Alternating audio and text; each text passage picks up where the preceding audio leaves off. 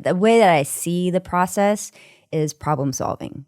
I apply that to my architecture work. I apply it to my costume designs. I apply it to, skating and dance, all of it, all kind of in some ways is problem solving to me.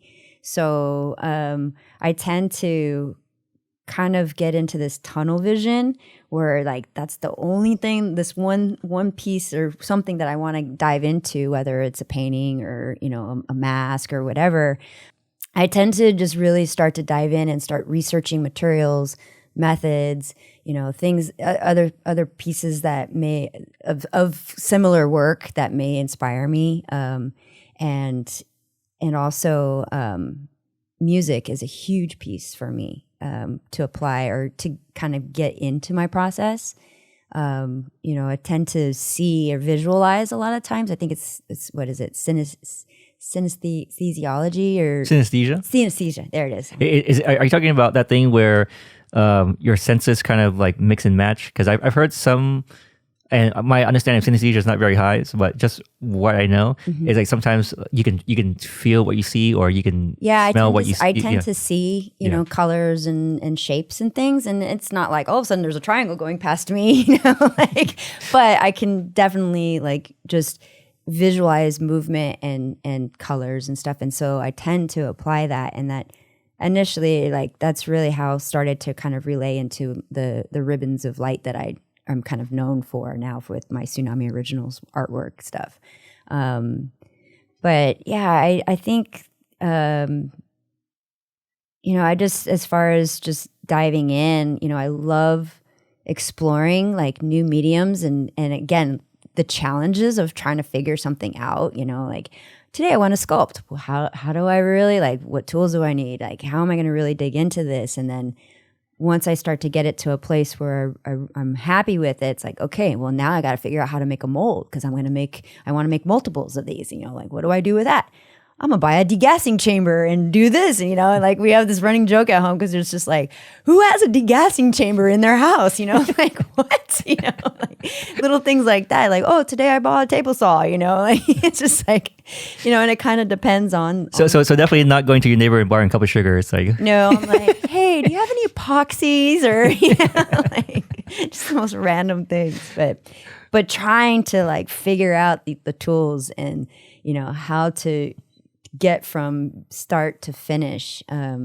So would it be fair to say that like you have the idea or the vision, and then that kind of navigates you to figure out like how to get there, even if you don't know how to get there yet? Like, for example, whether it's like making a new sculpture, okay, you want to make that sculpture, you have an idea for what the sculpture should be, but maybe you don't know how to make it, and so you start I just dive in, and whether it's like a lot of the projects, especially like during quarantine, like I was really trying to explore completely new materials that I'd never used before, but had seen something and was like, yo, I want to do that. I want to try this and kind of get out of that safe zone of just painting on an iPad or on a canvas or wood panel or a wall, just more hands-on stuff. Like I love being covered in paint. Like I'm a messy worker, It's like lock me in my room, get high off the fumes, and be covered in paint, and I'm happy. Yeah. Did you bring it? I think you brought some pieces. Did you bring any pieces that came out of that whole COVID process? Actually, yeah. This mask was part of that process. Okay. And that was one of the sculpture ones actually, where I just decided I'm going to get a block of clay. I'm going to sculpt a mask, and this idea of this firebird kind of. Have you sculpted before, or is it your first time sculpting? I sculpted probably like 15 years ago, and like I and this is the next time you did it? Yeah.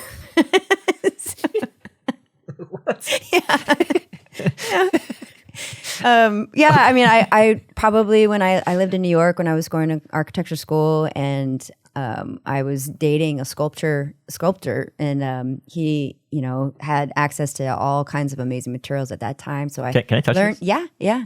I learned to, I was making actually marionettes and sculpting it's okay. Don't worry about that. I did that earlier. I was like, oh shit. He broke it. No, but I learned to, learned some techniques and stuff. The detail on this is like That's really good. That's where I geek out, though, is like within the details. It's, talking of process, it's within those details of figuring out how to really create something to come to life is where I find the most peace.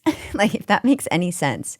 Like I'm at the most calmest state in my mind when I'm working on something like that detailed. By calm, like can you help me understand what is it like to not be calm? Is it like you have too many ideas that's running, or you have a lot of back burner thoughts, and this helps you focus? Yeah, I mean, I battle with anxiety, about just a lot of different things, and so sitting down and drawing or sculpting or whatever the project is, sewing or whatever, it tends to kind of put some of those louder voices in the back and, let myself still process, the situations or whatever. But in the foreground, it's just a lot quieter.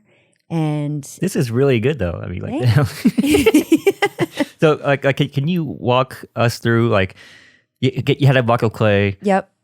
This is obviously not a block of clay anymore. Now it's the actual piece. Like, how did you go from block of clay into this?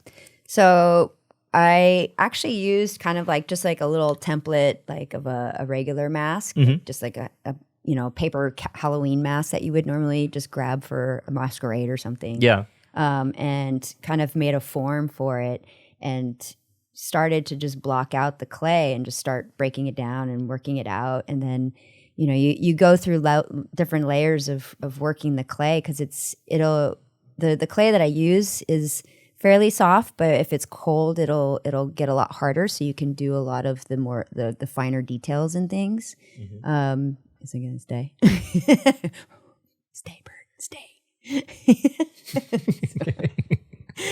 And so once you get the sculpt done, I have to make a mold. So I did I think I did a 2-part mold on this, and it's actually kind of adding like another layer of like a liquid kind of plastic that dries really fast, or like it's like a rubber for the most part. So you pour that, and then you can peel that off, and then you have the negative of the mask. And so from there, then you apply and create it's a 2-part like liquid plastic, basically, slightly toxic in some ways, I'm sure. And you pour that down, you mix it up, and it cures super fast. So you have to pour it into the mold and kind of swish it around and like try to get it to be even and layered up fairly quick and not too heavy, or too thick. Have you ever done any like time lapse or how to videos? Yeah. Okay. I've done. Actually, I did some on that. I ended up turning this into a full costume after I made this one. I poured another mold of the mask, and then I ended up doing this whole Firebird flamed headpiece and wings, and so I wore it for a Halloween event. I think that was 2019. We went to a Halloween boat party, and I went as this phoenix and full wings and full costume. And it was fun because I had it. The mask I could just pull off and still have like the whole firepiece headpiece, because no one knew who I was. They were like, "Who is that?" And I was like, "Ta-da!" So it was super fun. There's a new bird on the block. And that, as far as the process, and like I love, part of my process is to go back and look and see where and how I did to get where I'm at. Like, if that makes sense. Like every day that I make some progress on something, I'll take pictures of it, and then when I go to bed, I'll just sit there and look at the pictures and, okay, well, I need to fix this, or I want to fix this, or maybe I could add, and keep the ideas coming and kind of things moving still. And then the next day when I go back in, I feel like there's another big stride of like so you're constantly reviewing and critiquing and analyzing your own work and your own progress. Yeah. So there's a lot of like understanding and takeaways and lessons learned from what you're doing, even like day to day or week to week or project to project. Yeah. The time lapses are really fun. But it's really like just being able to kind of take a few pictures and I'll be at work and just kind of look over and be like, okay, I need to fix that, So it becomes tunnel vision, and I'll go from work, go home, and go into the studio and just start, going to work till 2 a.m. or whatever, and just try to